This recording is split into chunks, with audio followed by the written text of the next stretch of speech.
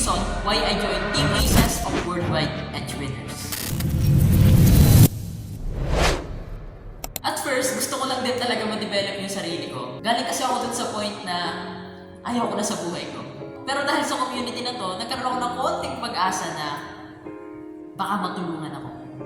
Baka ito na yung chance para dun sa pagbabago na gusto ko para sa sarili ko.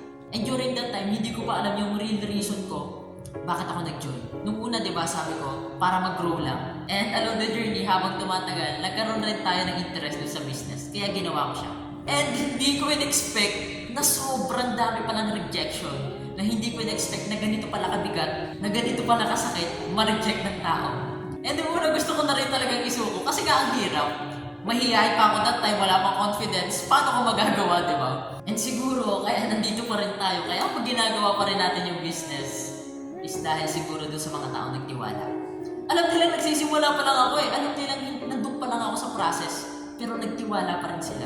Yun nga, tinuloy ko lang siya kasi gusto ko talagang matuto. And nahirapan na rin naman ako, ituloy ko na lang din. And yun nga, hanggang sa point na naka-receive na rin tayo ng mga voice message na minumura tayo, di ba? During that time, sabi ko, ayaw ko na talaga, titigil ko na, parang hindi talaga ito yung para sa akin. Pero kasi pag nandun ako sa point na gusto ko ng sukuan, ang dami kasing tao nagtitiwala, may mga tao nagpapasalamat, sobra akong na-appreciate. Kahit sa simpleng salamat lang. Ang laking bagay nun sa akin. Kasi totoo sila, totoo yung pagtitiwala nila sa akin. Kaya tumuloy pa rin ako. Kasi alam ko, makakaya ko. Na right na, nandun pa rin naman tayo sa process, pero super grateful mo kasi ginagawa na natin. And along the journey, habang tumatagal tayo ginagawa yung business, and habang tumatagal na natututo tayo sa mentor natin at sa community natin dito, doon ko nalaman ano ba talaga yung real reason ko bakit ako nag-join. Which is natatakot ako. Natatakot akong walang gawin.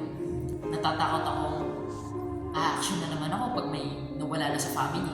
A-action na naman ako pag hirap na hirap na. And right now, wala pa akong malaking resulta. Wala pa akong kotse or what, di ba? Pero ito yung akin.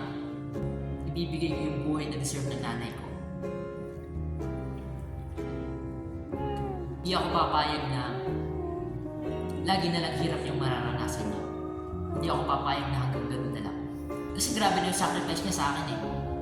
Gusto ko siyang ibalik. Kaya right now, ginagawa pa rin natin to. Nagpapatuloy pa rin tayo. Kasi alam kong dito ko siya makukuha eh.